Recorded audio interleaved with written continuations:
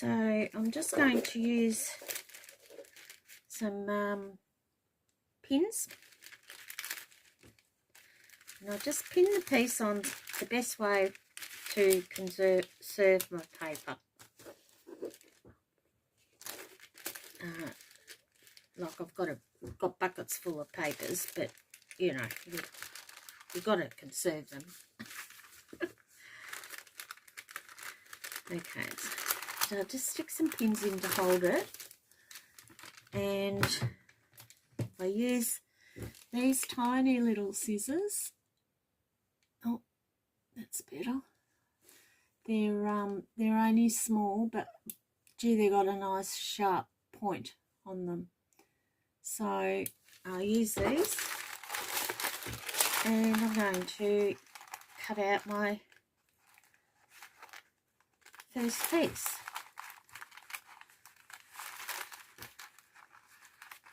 Sometimes I cut the loops out first.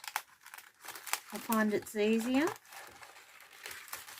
and I find when I'm cutting it's easier to move, keep my hands fairly still, but to move the paper in the direction I want to go in. Right.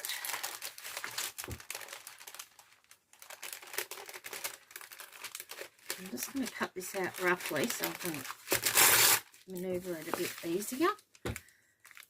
Right, so I'm cutting out the piece now. Cut this end off a bit nicer now. It's a bit easier than having the whole sheet in my hand. Now I'm not worried about bits of white because there's little bits of white showing through my paper anyway, and it's going to break it up a bit and make it look a bit shabby, because you guys know how much I like shabby.